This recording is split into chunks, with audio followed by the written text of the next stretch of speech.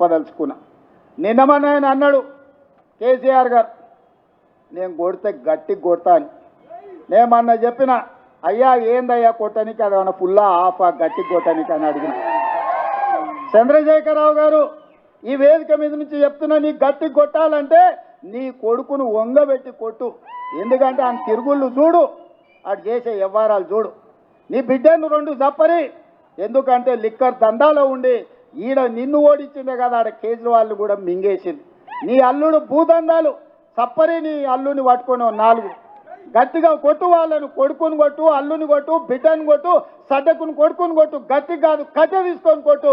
వీళ్ళు చేసిన దుర్మార్గాలు తెలంగాణ సమాజం చూసింది కాబట్టే నిన్ను గట్టిగా వంగబెట్టి కొట్టింది తెలంగాణ సమాజం అని చెప్పిన చంద్రశేఖరరావుకు ఆయనకు చెప్తున్నా. ఇక ఆయన ఊరిస్తున్నాడు, ఇక నేను వస్తున్నా బయటకి అని. అయ్యా నువ్వు బయటకు వచ్చినప్పుడు, నువ్వు కుర్చీలో ఉన్నప్పుడే మా యూత్ కాంగ్రెస్ కార్యకర్తలు నేను బండకేసి కొట్టిరు. మళ్ళీ వచ్చేదేముంది? నువ్వు ముఖ్యమంత్రిగా ఉన్నప్పుడు, నీ పార్టీగా అధ్యక్షుడిగా ఉన్నప్పుడే మా యువజన కాంగ్రెస్ పిల్లలు నిన్ను బండకేసి కొట్టి ఓడగొట్టి ఇంట్లో ఊసబెట్టిరు. ఇవాళ కేటీఆర్ గారు ఊర్ల మీద తిరుగుతున్నాడు, కొత్త బిచ్చగాని పొద్దుగుర్తు ఎరగాడని. 10 ఏళ్ళ అధికారంలో ఉన్నాడు, డబుల్ బెడ్రూమ్ ఇల్లు ఇస్తాను ఇయ్యలే, ఇంటికో ఉద్యోగం ఇస్తాను ఇయ్యలే, దళితులకు 3 ఎకరాల భూమి ఇస్తాను ఇయ్యలే, డబుల్ బెడ్రూమ్ ఇల్లు ఇయ్యలే. ఇట్లా చెప్పుకుంటా పోతే 100 హామీలు ఉన్నాయి. 10 ఏళ్ళు అమలు చేయలేదు. 7 లక్షల కోట్ల రూపాయలు అప్పు తెచ్చాడు. 10 నెలలు కూడా కాలేదు, అప్పుడే బిచ్చగాని గంగిరెద్దులో సంక్రాంతి పూట గంగిరెద్దుల్లో వచ్చినట్టు ఊరూరు తిరుగుతున్నాడు. ఈ ప్రభుత్వం ఏం చేయలేదని.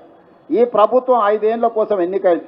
మొదటి సంవత్సరంలోనే 55,000 ప్రభుత్వ ఉద్యోగాలు ఈ ప్రభుత్వం ఇచ్చింది. మొదటి సంవత్సరంలోనే 25,50,000 మంది రైతులకు 21,000 కోట్ల రూపాయల రైతు రుణమాఫీ చేసింది.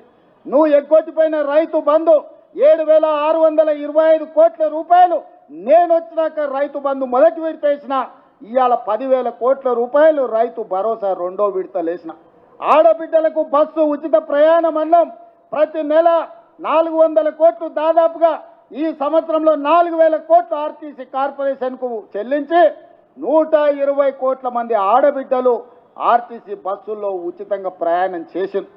ఇస్తా అన్న 500 రూపాయల సిలిండర్ ఇచ్చినాం, 500 రూపాయల బోనస్ ఇచ్చినాం. రాజీవ్ ఆరోగ్యశ్రీ 10 లక్షల రూపాయలు ఇచ్చినాం. ఇవాళ పేదవాడికి ప్రతి ఒక్కడికి రేషన్ కార్డు ఇస్తున్నాం, పేదవాడికి ఇందిరమ్మ ఇల్లు ఇస్తున్నాం.